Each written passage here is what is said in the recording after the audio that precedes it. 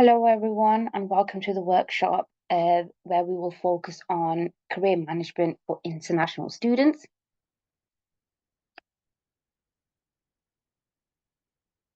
We will cover a number of different topics today, starting off with emerging trends in employment.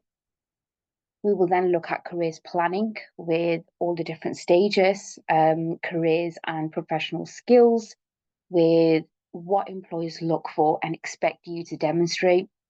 And then we will end it off with talking a bit about skills evaluation and assessment. Starting off with the world of work, especially after COVID. COVID-19 revolutionized the world of work. It has turbocharged the evolution of the graduate job market. In order to thrive in future job markets, you will need the skills, insights, and data to help you navigate the post-pandemic world of work. Employers are continuing to recruit and adapt their recruitment processes to the new situation. And 66% of businesses say they'll conduct more of the recruitment process online. The majority of workers in some crucial graduate employment sectors are now home-based, particularly in IT and professional services. One of the most prominent workplace trends we've seen over the last 2 years is hybrid working, splitting time between the office and home or another remote location. This has become a common fixture for many UK employees. Job listings offering hybrid working has become the norm. And what impact this will have on traditional office environments is hard to tell, but we could see some organizations shift in favor of co-working facilities over their own premises and going forward.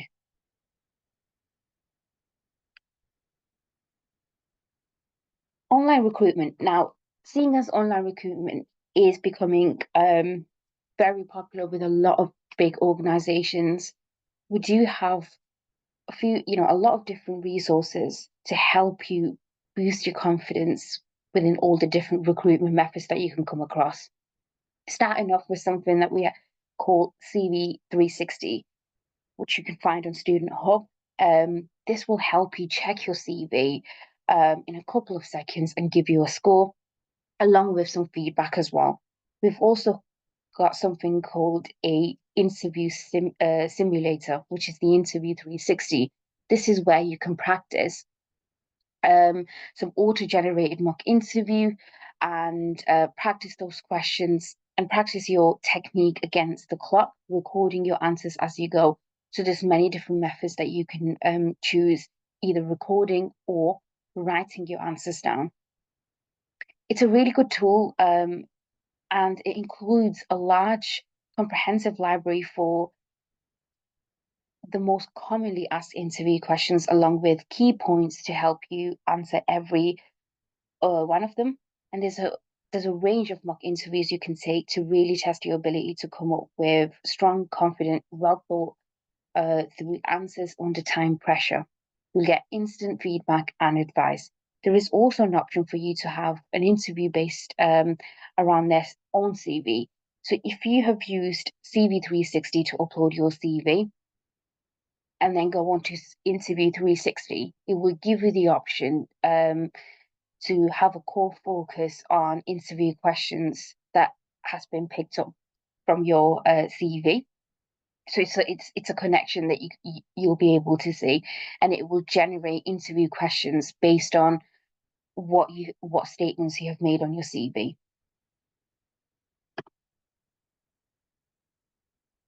Moving on to a bit talking about social media. Now, graduate recruiters are making more use of social media in their recruitment campaigns instead of traditional recruitment methods. According to Standout CV, 91% of all employers are currently using social media as part of their hiring process. 45% of recruiters post content on social media to engage with candidates. The average UK company spends a quarter of their recruitment budget on social media. You've got 21% of recruiters admit to rejecting a candidate after looking them up on Facebook. It's always a good idea when you're, completing an application, search your name on Google and see what comes up. If you are someone who has a good social media presence, have a look at what people can see, because that is what employers will be able to see if they search your name. And what you want to do is you want to make sure, there is nothing that employers can see that can go against you when they're making that decision. UK companies fill a quarter of their roles through social media recruitment. Smaller companies also increasingly likely to advertise their vacancies only across their social media platform because it saves them a lot of time. Rather than going through the normal recruitment process, they can take a shortcut and find potential candidates using social media platforms such as LinkedIn. Talking about LinkedIn, what is LinkedIn? Now, LinkedIn is a social media platform for professionals. Students and graduates are LinkedIn's fastest growing demographic. It is the world's top business networking website, and it's home for your virtual CV and professional portfolio. Career recruitment and headhunting platform. It is a sort of key platform for a lot of recruiters to headhunt potential candidates. And for that reason, having a strong LinkedIn profile is something that can really help you boost your chances on recruiters potentially contacting you when they come across your LinkedIn profile.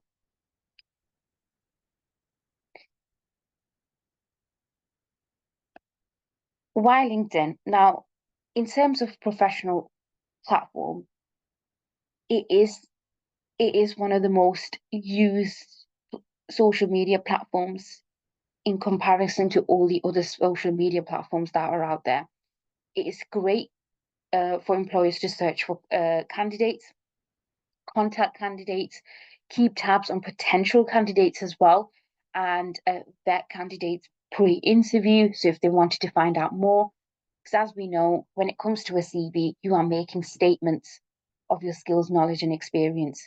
You are working with 2 pages, whereas with LinkedIn, there is no limit. You can really go into detail with your skills, knowledge, and experience. So it's a really great way of employers to find out more about you when you make an application. And it's also a really good platform where you can search for opportunities, search for live vacancies, as well as seeing what companies are up to, what any latest information that they share. Okay, moving on to career development planning. Taking ownership of your career planning, is an important part of career management. Career paths used to be narrowly defined, but now the global market and changes in technology have increased opportunities and created new working patterns. Rarely do people have the same job throughout their working lives, and the scope and need for changing direction is far greater. It is important to manage your career by taking stock regularly and reviewing your career plans in order to make sure you are able to take advantage of opportunities that may come along. Some people know exactly what they want to do when they have graduated, whilst others have absolutely no idea. Wherever you are in the process, putting in some extra effort now, whilst you are still at university, can make a real difference. The first step that you want to take is making decisions. Career planning starts with you. Before you make any big decisions, it is important to gather information about yourself and gather information about the opportunities available to you. Knowing yourself, your motivations, and what skills you have to offer employers is an important step in the career planning process. This is all about being self-aware. Once you start to understand your own motivations, interests, and skills, you can then start to research the opportunities available to you. These opportunities may be a complete match with your current skill set, or you may need to develop further skills, and abilities to take up new opportunities. This stage is about being opportunity aware. This is where you can start making those decisions as to when you should go out and look for some work experience. And if you are looking for work experience, what field you can go into, where can you get relevant experience to boost your chances to either start looking for employment, or it might be considering which postgraduate studies will be best suited for you. You should be thinking about the career opportunities that are open to you before and after graduation. Think about the option you have with your degree subject. What pathways are available to you? Where can you use your knowledge and where can you develop that? Will you need to undertake further study? If so, which postgraduate course will be best suited to you to help you meet your career goal? What support is available to help you make those crucial decisions? And you also need to spend time reviewing the career sectors and organizations that you are interested in. The next step is making plans. The next stage involves you being more proactive, taking practical steps and making plans. A plan isn't necessarily something set in stone, but more like a flexible guide to help you navigate through life. A career action plan enables you to focus your thoughts and ideas into a series of steps to achieve your career objectives within a realistic timescale. You should always review your progress on your action plan. Starting to plan could include identifying, first of all, opportunities to enhance your employability, and that is going out there looking for work experience, further study, volunteering, internships, and also how and when to make applications. Biggest hint here is graduate schemes. As you know, graduate schemes tend to always start in September, but the deadline for that September start would potentially be around October, November. So you need to be fully aware of that and make sure you don't miss out on any opportunities. Vacancy sources, where to look for those potential opportunities. Opportunities to develop your job search and application, including interview skills. So, for example, through workshops or one-to-one advice. Then it's thinking about taking action. The final piece of career planning is to take action and essentially compete. This may involve applying for jobs, gaining work experience, undertaking voluntary work, studying, or taking part in an extracurricular award. Taking action is often easier said than done, so do not give up. Obstacles to taking action do appear, and life is often unpredictable. Even though you might have come up with a detailed and thoughtfully constructed career plan, your career goals can change for many reasons. Further ways to action, further ways to take actions at university. The first thing you might want to think about is booking an appointment with a careers advisor, having that one-to-one intervention with them on potential graduate routes, looking at all the different routes that you can take for graduate opportunities. It might be starting to think about creating that graduate level CV, interview skills, reviewing any sort of interviews that you've previously been gone to, and anything that can help you with your career employability journey. Sign up for the Bolton Award. As you know, the Bolton Award is a extracurricular program and it helps you boost your employability skills. You can also attend events, fairs, workshops that are all a great way to network and speak to potential employers that can help you when you make those decisions in which companies you would like to be part of when you graduate. creating a LinkedIn profile, we've got some really good resources around building your online platform on Student Hub that you can explore. Now, some of the feedback that we get from companies, this quote has been taken from the HEA, where they talk about employability skills. Employability skills include knowledge, skills, experiences, behaviors, attributes, achievements, and attitudes to enable graduates to make successful transitions and contributions, benefiting them, the economy, and their communities. Employability is being able to get a job, keep a job, and if necessary, find a job, which is a quote by Carl Gillard from Association of Graduate Recruiters.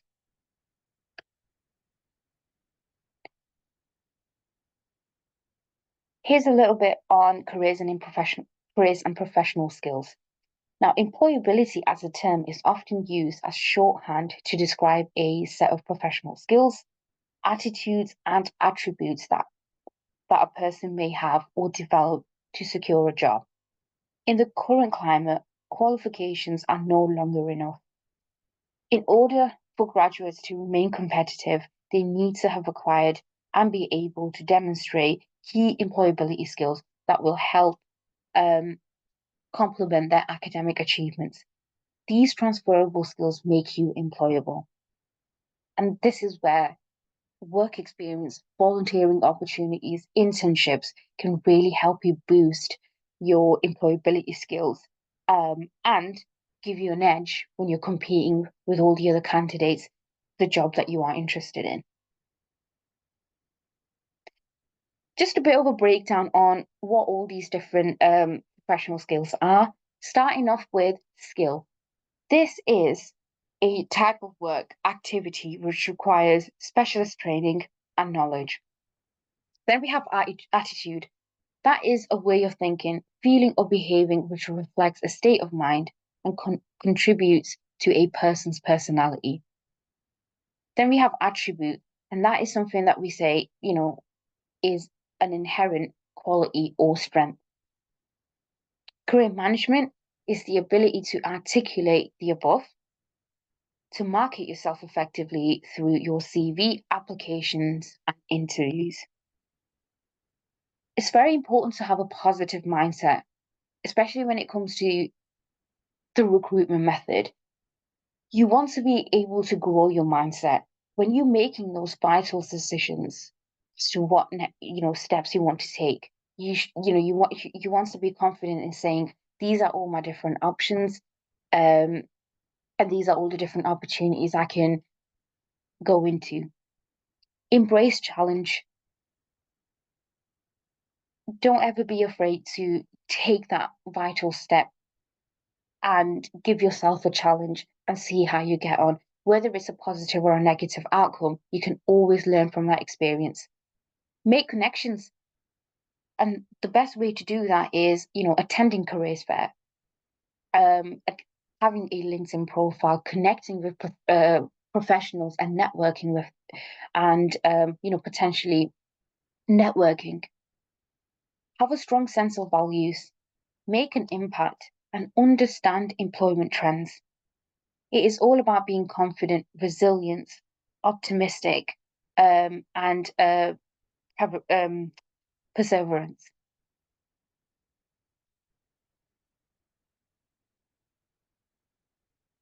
Just a quick few points on aptitude and psychometric tests. Now, if you are thinking of applying for a graduate scheme, you are most likely be asked to complete a psychometric test. Now, psychometric tests measure your intellectual capabilities for thinking and reasoning, linking to the skills employers require for applicants. From applicants. It's designed to test skills, abilities, such as numerical, verbal reasoning, verbal communication, and situational tests. It is all about showcasing your personality when it comes to those tests.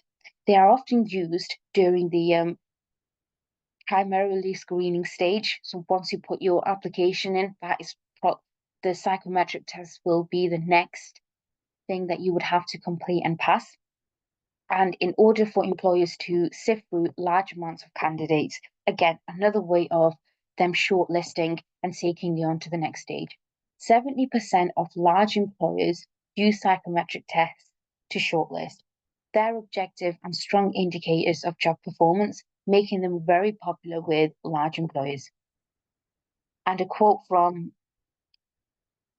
Procter and Gamble: our research has shown that using the screening assessments provide a more valid, fair, and informed employment decisions. To help you ace those psychometric tests, on Student Hub, you all have access to a platform called Graduate First. It's a free premium psychometric test and job preparation tool. This is where you can practice questions within verbal reasoning, numerical reasoning test, any logical reasoning test. And it's a great way to practice these questions and get a feel of what sort of questions can come up. There are some really good companies on there as well that you can click on. So, for example, Aldi. If you were to click on Aldi, you will get tests that Aldi is most likely to ask you through their recruitment process. Just a great way of getting an insight of what you could potentially come up, the potential questions that you could be asked. I will end the presentation on, just reminding you about the skills audit that you have on Student Hub. To complete the skills audit, you need to self-assess and rate yourself against each of the graduate attributes that is game on Student Hub, the following basis. First one is unable to evidence, partially able to evidence, or fully able to evidence. This is the assessment that you can complete under game, and that is all available on Student Hub for you to get involved with. It's there to help you reflect on the areas you have assessed, and these are the attributes that come under game. And to think about how you are going to move this to 3. It's building those that confidence and coming up with some great examples of how you can show each attribute. A good skills audit is one that is honest. The most important part of the audit is demonstrating you have the evidence to support your assessment. And if your skills audit is kept up to date, it can be used on your CV and to target specific vacancies. It can help you complete application forms as well and help you prepare for interviews. Always think about the STAR technique when you're giving a specific example.